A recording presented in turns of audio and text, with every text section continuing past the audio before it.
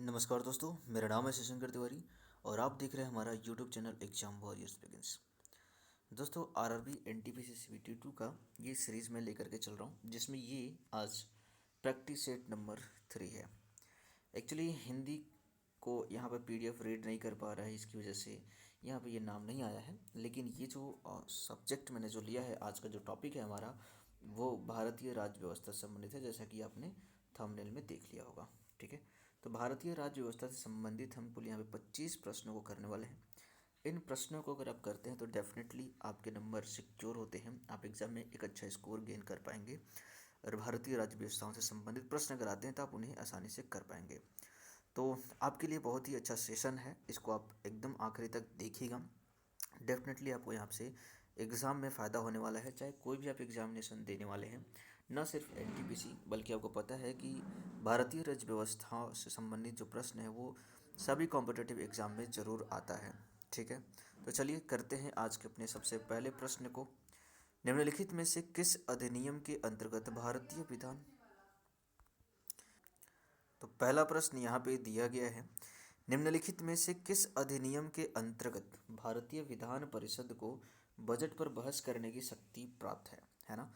तो देखिए, ये बहुत ही इंपॉर्टेंट क्वेश्चन है और जितने भी भारत सरकार अधिनियम जो बनाए गए थे ब्रिटिश गवर्नमेंट के द्वारा, उन सभी अधिनियम में जो भी चीज़ें बताई गई हैं, जैसे यहाँ पर हम बात कर रहे हैं भारत परिषद अधिनियम 1861 की, और इसमें बताया गया था कि बजट पर बहस करने की जो शक्ति थी वो विधान परिषद को मिली थी। ठीक है, चलिए अगला प्रश्न यहाँ पे देखते हैं। क्वेश्चन नंबर सेकंड है और इसमें पूछा गया है कि संविधान सभा में, ठीक है, यहाँ पर दोबारा से इसको सही से करते हैं।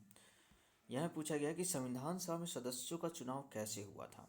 हमने देखा है कि हमारा जो संविधान सभा बना था उसमें सदस्यों का चुनाव कराया गया था, और उन सदस्यों का चुनाव जो था वो प्रांतीय विधान सभाओं के द्वारा कराया गया था। ऑप्शन नंबर 4 जो है आपका करेक्ट आंसर हो जाएगा। ठीक है, अगला प्रश्न यहाँ पे पूछा गया है कि किस वर्ष में जनगण मन को भारत के राष्ट्रगान के रूप में अपनाया गया। बहुत ही इंपॉर्टेंट क्वेश्चन है, परीक्षा में पहले भी ये कई बार पूछा जा चुका है। तो जनगण मन को भारत को राष्ट्रगान के रूप में कब अपनाया गया था, इसका आंसर आपको करना है। तो देखिए 1950 में इसे अपनाया गया था। ठीक है, चलिए अगला प्रश्न यहाँ पे देखते हैं। संविधान पांडुलेखन समिति का निम्न में से कौन सदस्य नहीं था। ठीक है, संविधान पांडुलेखन समिति का जो सदस्य नहीं थे वो थे पंडित जवाहरलाल नेहरू। इसके अलावा जो के एम मुंशी, मोहम्मद सादुल्ला, ए के अय्यर, ये लोग पांडुलिखी समिति के सदस्य थे। ठीक है, अगला प्रश्न यहाँ पे पूछा गया कि भारतीय संविधान को किसके द्वारा अपनाया गया था, यानी जो हमारा संविधान था उसको अपनाने किसके द्वारा अपनाया गया था। तो जो हमारी संविधान सभा थी उसके द्वारा इसे अपनाया गया था, क्योंकि संविधान सभा ने ही भारतीय संविधान को लिखा था और उसे अंगीकृत किया था। ठीक है, अगला प्रश्न यहाँ पे पूछा गया है कि भारत के संविधान के निर्माण में संविधान सभा को कितना समय लगा। जैसे कि आपको पता होगा कि हमारे संविधान सभा को लिखने की जो प्रक्रिया थी वो 1946 से ही शुरू हो गई थी। संविधान सभा ने इसकी प्रक्रिया संविधान लिखने की शुरू कर दी थी और इसको पूरा करने में कुल 2 साल 11 महीने 18 दिन का समय लगा था, और ये 26 नवंबर 1949 को बन करके तैयार हो गया था। ठीक है, चलिए आगे देखते हैं। अगला प्रश्न यहाँ पे पूछा गया है कि भारत शासन द्वारा राजकीय चिन्ह कब से अंगीकृत किया गया। तो राजकीय चिन्ह जैसे कि हमारे भारत का जो चिन्ह है अशोक स्तंभ है, हमारा जो राष्ट्रीय फूल है वो कमल है, राष्ट्रीय पक्षी जो है वो मोर है। तो ये सभी चिन्हों का जो इस्टेब्लिशमेंट था, अंगीकृत था, वो कब किया गया था, इसके बारे में आपको बताना है। तो देखिए, इसका जो अंगीकृत हुआ था वो 26 जनवरी 1948 को किया गया था। ठीक है, चलिए आगे देखते हैं। अगला प्रश्न है, मेरे ख्याल से यहाँ पे एक मिस्टेक हो गया है, यहाँ पर 26 जनवरी 1950 होगा। जैसा कि आपको पता होगा कि हमारा जो संविधान सभा है जो 26 जनवरी 1949 को यहाँ पे बन के तैयार हो गया था, लेकिन हमने 26 जनवरी को गणतंत्र दिवस मानते हैं क्योंकि उसी दिन 26 जनवरी 1950 को ये लागू हुआ था। ठीक है, जब ये लागू हुआ था उसी दिन हमने सभी चीज़ों को अडॉप्ट भी किया था। तो ऑप्शन नंबर 4 आपका करेक्ट आंसर होगा। ठीक है, आगे देखते हैं। अगला प्रश्न यहाँ पे पूछा गया कि संविधान निर्मात्री परिषद की झंडा समिति के अध्यक्ष कौन थे। तो देखो, जो संविधान बन रहा था उसमें कई सारी समितियाँ थी, जिसमें जो प्रमुख समितियाँ थी उसमें संघ समिति थी, झंडा समिति थी, प्रारूप समिति थी, प्रांतीय समिति थी, इस तरीके की अलग अलग समितियां बनी हुई थी। तो झंडा समिति के जो अध्यक्ष थे उसमें से डॉक्टर राजेंद्र प्रसाद जो थे उसके अध्यक्ष थे। ठीक है। अगला प्रश्न यहाँ पे पूछा गया है कि भारत को एक संविधान देने का प्रस्ताव संविधान सभा द्वारा पारित कब किया गया था। ठीक है। तो संविधान देने का जो प्रस्ताव था वो कब पारित किया गया था, इसका आंसर आपको करना है। तो देखिए इसका आंसर जो है वो 22 जनवरी 1947 ये आपका करेक्ट आंसर हो जाएगा। ठीक है। चलिए अगला प्रश्न यहाँ पे पूछा जा रहा है कि भारत की स्वतंत्रता के समय इंग्लैंड में किस पार्टी की सरकार थी। ठीक है। तो देखिए इंग्लैंड में उस समय जो पार्टी थी वो थी लेबर पार्टी। ऑप्शन नंबर 3 आपका करेक्ट आंसर होगा। ठीक है। चलिए आगे देखते हैं। अगला प्रश्न यहाँ पे पूछा गया है कि भारतीय संविधान सभा की पहली बैठक कब हुई थी, है ना। तो भारतीय संविधान सभा की जो पहली बैठक थी वो 9 दिसंबर 1946 को हुई थी। आपको पता होगा कि उस समय पे डॉक्टर सच्चिदानंद को टेम्परोरी मतलब समकालीन अध्यक्ष बनाया गया था। उसके बाद डॉक्टर राजेंद्र प्रसाद को पूर्णकालिक अध्यक्ष यहाँ पे बनाया गया था 11 दिसंबर को। ठीक है। तो ये ऑप्शन आपका 3 करेक्ट हो जाएगा। चलिए आगे देखते हैं। अगला प्रश्न यहाँ पे पूछा गया है कि B.R. अम्बेडकर का संविधान सभा में निर्वाचन हुआ था। तो B.R. अम्बेडकर का जो निर्वाचन था वो मुंबई प्रेसिडेंसी से किया गया था। ठीक है। ऑप्शन नंबर 2 आपका करेक्ट आंसर हो जाएगा। आगे प्रश्न पूछा गया है कि भारतीय संविधान सभा की स्थापना कब की गई थी। तो देखिए भारतीय संविधान सभा की अगर स्थापना की बात करें तो ये कब किया गया था, आंसर आपको इसको करना है। तो देखिए यहाँ पर ऑप्शन नंबर 2 आपका करेक्ट आंसर है 2 दिसंबर 1946 को। जैसा मैंने पहले 9 दिसंबर 1946 को। ठीक है। जैसा मैंने पहले ही आपको बता रखा है कि 9 दिसंबर 1946 को जब उसकी स्थापना हुई थी तो टेम्पोररी जो अध्यक्ष बनाए गए थे वो डॉक्टर सच्चिदानंद जी बनाए गए थे।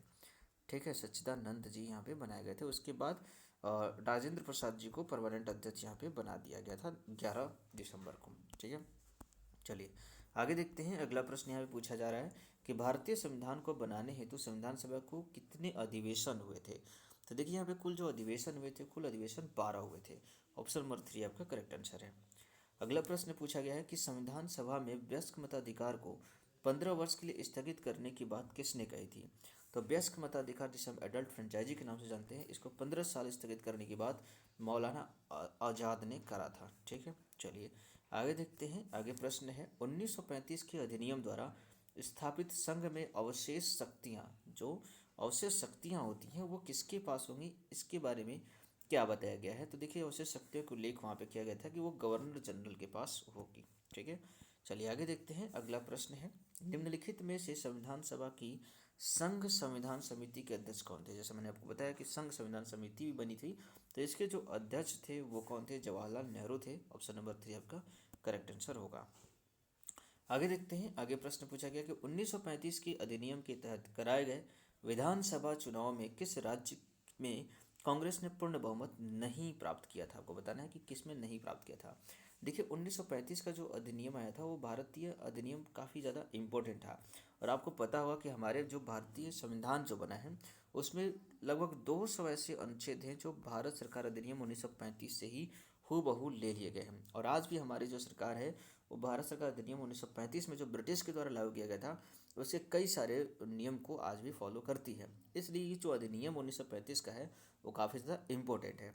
तो इस टाइम पर भी हमें जो राज्यों में चुनाव की एक व्यवस्था दी गई थी जिसके तहत कांग्रेस ने यहाँ पे बहुमत हासिल किया था, लेकिन वो बंगाल में पूर्ण बहुमत हासिल नहीं कर पाई थी। ऑप्शन नंबर 4 आपका करेक्ट आंसर होगा। अगला प्रश्न यहाँ पे पूछा गया कि किस कानून के तहत वायसराय को अपनी कार्यकारिणी के सदस्यों की संख्या में वृद्धि का अधिकार दिया गया था, है ना। तो ये जो अधिनियम था वो कौन था, 1861 का था। ठीक है।